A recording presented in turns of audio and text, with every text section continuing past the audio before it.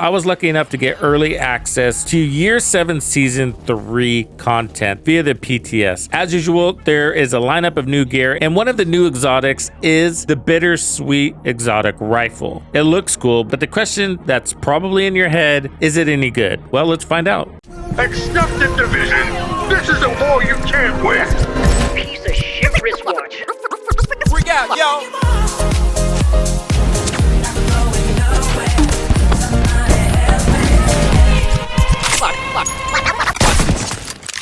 Banditos, what up? Your boy Tux here. Year 7 Season 3 is just around the corner, weeks away. So all the stuff you're about to see is subject to change. And today we're looking at the Bittersweet exotic, and it is a good looking rifle. Don't let the exterior confuse you. At first, I actually thought this was the M1A CQB, but it's not. It's the M1A Classic with a really nice outfit. If we put it next to something like the Baker's Dozen, you'll see that it is exactly the same stats. It's the same RPM. The mods are pushing up its headshot damage, making it look like it has a little bit more, but it doesn't. So the only real difference between the two weapons is going to be the one extra bullet. The other advantage that this weapon has is the reload time. So the Bittersweet is just a tad bit faster than the M1A Classic. So a closer look at the mods, we have 5% headshot damage. For the scope, we got plus 10 rounds, which is pretty standard, and then another 5% headshot damage. The talent is called Transfusion. So hitting headshots builds stacks up to a max of 8. When shooting an ally or a skill, repair them for 50% of the shot's damage for each stack that you have earned. If you hit an ally who's already at full armor, instead of getting repairs, they're gonna get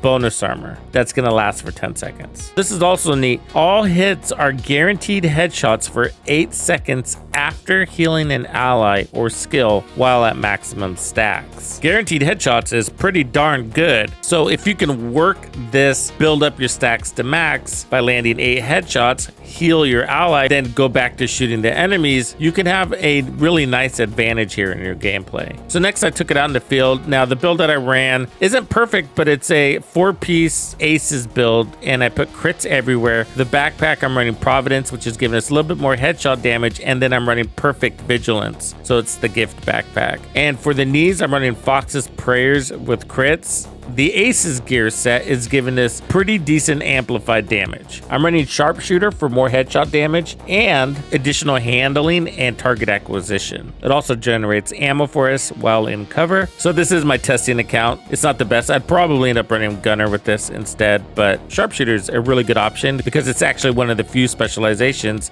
that actually gives you more damage via the headshot damage. What's important about the entry of new weapons to the Division 2 is, aside from the talent, can the weapon stand on its own 2 feet as a good weapon? Because that's really going to help with the adoption of the weapon. We've seen some weapons like the Sacrum Imperium that people just don't really like to use, and then when you slap a mediocre talent on it, nobody's going to use that weapon. When taking a look at the Bittersweet, I wanted to see, hey, does this weapon stand on its own? You know, there's no big surprise here that it does, because it's the M1A Classic, which is arguably the best rifle in the game, and it has been for many, many years. So the timing of this weapon and its talent isn't a coincidence. It's geared so that you can use it solo while running a companion, and you can heal said companion to also give yourself headshot damage buff. I didn't take this on a skill build, and I'm not sure I would, but that is an option if you wanted to run a turret. In Legendary on a DPS build, it's not going to have a ton of health. So being able to transfer some health into that turret to keep it alive would actually be useful, especially if you're doing solo legendary runs. Except in that scenario, the turret isn't really there to put out damage, it's there to take aggro. I'm not sure I would actually run this weapon. There are so many better weapons for solo legendary. Would I run this on a skill build? No, I don't think so. It's not something you could just swap to heal your turret and then swap out of. You got to build all of those stacks by landing headshots. But I like that the option's there. It tells me that the devs are thinking big picture here. So it's not just for group play, it can be utilized in solo play. And if not your skill, then your companion, at least for this season. Outside of that, I'm not sure I have any skills that I would actually heal with this on a DPS build because I'd be running a shield and a reviver or a healer drone or something that would just not be super convenient to shoot with my Bittersweet. But it's there. I ran control points using the Bittersweet for half of the control point and then switching over to the Baker's Dozen and using it for the other half to see how it performed in gameplay, heals aside. Let's get into my no BS review here. If wanted to run the strongest rifle, I would probably go ahead and go with the Baker's Dozen. The Bittersweet has a scope mounted, but you can't zoom. That really sucks, especially since it wants you to go for headshots. You know, with the distance that rifles play, which is a little more generous, it kind of feels like landing headshots is not something of precision. It's more something of luck because you're going center mass at the distance that this is playing without a scope.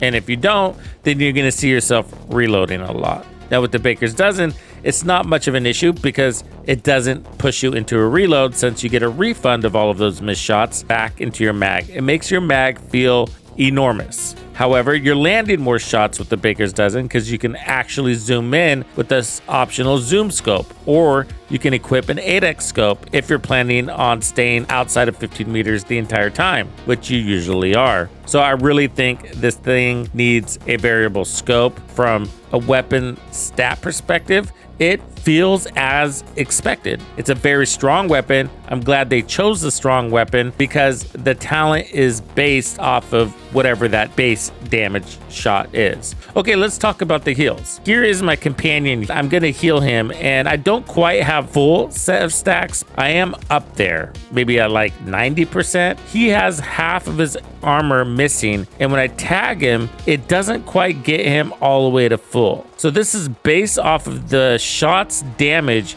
by 50% by how many stacks you have. I would have expected that to reach cap. This guy, I can't remember how much armor he has. I want to say it was around 7 million. So maybe we healed him for 1 million, which just doesn't compute in my mind. The part that makes it most difficult is there's no damage number that shows when you're hitting that enemy so you can see if the damage is calculating correctly. It just didn't seem to be a lot. Here's another one. I'm almost at full, so I'm at about 85%, I would say. And if we tag him, it does get him to full. But there might have been some overheal there. If there was, should we be seeing bonus armor? I would like to. If I have a ton of heals on deck and he's only missing, let's say, 1 armor bar and I shoot him, I would like to see it applied to his armor and the remainder get applied as bonus armor. Because 8 headshots for 8 stacks is actually a lot of work, and it could cause players to hesitate if overheal is lost. However, it can be handy, so I wasn't able to do extensive testing on the heals, but my first impressions are that the heals aren't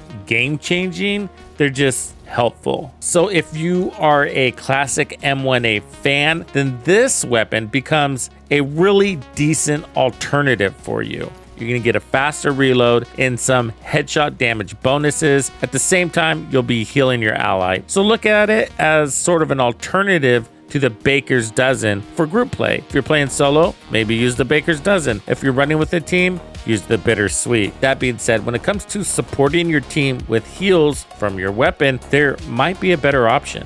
Meet the Doctor's Home. This is also an M1A, but it's the CQB, which is a very good rifle also, because you can get really good DPS out of it. It's got a higher RPM. This one's only got 10 rounds in the mag, not as many shots as the M1A Classic or the Bittersweet. However, its reload is much faster at 1.78 seconds. 400 RPM base feels really good with this rifle. Now let's take a look at the mods. We have 10% reload speed, that's a boost there. We got weapon handling. So this weapon has more mods than the Bittersweet. It's got 4, the Bittersweet has 3. Reload speed, we have weapon handling, which is awesome. That's also reload speed, accuracy, and stability. More stability on the muzzle, more accuracy. So when it comes to handling, this thing is ridiculous. The Bittersweet, they need to be more aggressive if they want people to run that weapon and they don't want to rework the whole thing. The best thing to do is power lift those mods. But let's talk about healing the team. So the Dr. Home. Shooting an enemy with this weapon will apply a mark for 5 seconds. If a marked target is killed,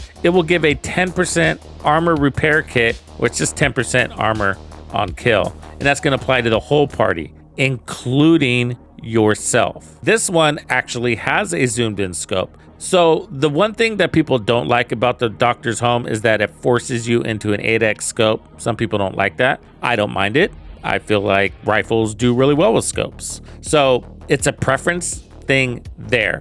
But focusing in on the talent, when it comes to supporting your team, the Doctor's Home just does it better. It's 10% armor on kill. If you have 4 players, including yourself, that's 40% armor on kill. And all you got to do is mark the target. Now with the Bittersweet, it sounds really easy. All you got to do is land headshots. You don't have to kill anybody. And then you can apply those stacks to your ally. Well, one is you're turning your gun away from the enemy onto your ally. That always kind of sucks because you want to be focused, but okay, fine. Maybe it only takes a couple of seconds. But to get the heal to be worth a damn, it's gonna take some time. With this thing where the Doctor's Home is constantly marking targets, so if you got a really good DPS team, that means you're constantly healing your team, including yourself. Even if your build sucks, as long as you're marking targets, you're getting heals. Now, the Bittersweet does give you that guaranteed headshot damage for, what was it, 8 seconds? Except if the process of earning that by building up 8 headshot stacks and then repairing your ally by shooting them, then hopefully the timing worked out where you can actually apply those guaranteed headshots to somebody. If that all doesn't feel tedious to you, then great. But if that does feel tedious, or if every time you heal your ally, there's nobody out there to shoot and get your guaranteed headshots on, then it's gonna just be never mind. I think you want those guaranteed headshots to be more on the forefront of the reward from the Bittersweet. My final thoughts on the Bittersweet, well, I think it's going to be hung on the wall right next to the Doctor's Home. Part of the reason why nobody runs weapons like these is because people are coming in self-sufficient to a lot of the missions. You can't always count on what your team is running, and with this weapon's current configuration, it would just be too much of a pain in the butt to give up the talent for guaranteed headshots sometimes that are a pain in the butt to earn. I'd rather just run the M1A Classic with, I don't know, something like Killer or Optimus, whatever, take your pick. And the Doctor's Home, it heals you too. This one only heals one ally. The Doctor's Home heals the entire group. I don't know. I'm having a hard time talking myself into wanting to use this one. Perhaps if the devs gave it more damage so that it outshined the M1A Classic considerably as a DPS weapon, or giving it even more rounds, maybe from 20 to like 30, then we'd be like, well, you know, the talent's a little bit of a pain in the ass, but the weapon is so good, I'm down to use it over the M1A Classic. And that's sort of the story of the Ouroboros. The stats were so good, the talent was shit, but we ran it anyways because it just really shined. So that's my analysis. It's A tier from a base weapon damage perspective, but as a full package, I'd say probably a B tier. So what do you guys think? Is this a rifle you want to run? Let us know. Let's hash it out, and I'll see you at the rendezvous. Thank you for hanging out with me. I'm Tuxedo Bandido, and if you found this video helpful, be sure to hit the like, subscribe, and turn on your notifications so you don't miss out on the good stuff I have coming for you. And if you like content like this, be sure to check out the video I have recommended for you right here. If you have anything you would like me to cover, be sure to let me know in the comments below. And thank you to all the channel members and donors who make things possible. Tux Nation wouldn't be the same without you. When you buy a game from Ubisoft, enter the creator code Tuxedo Bandido to support the channel. Easy peasy. Wait, did we just become best friends?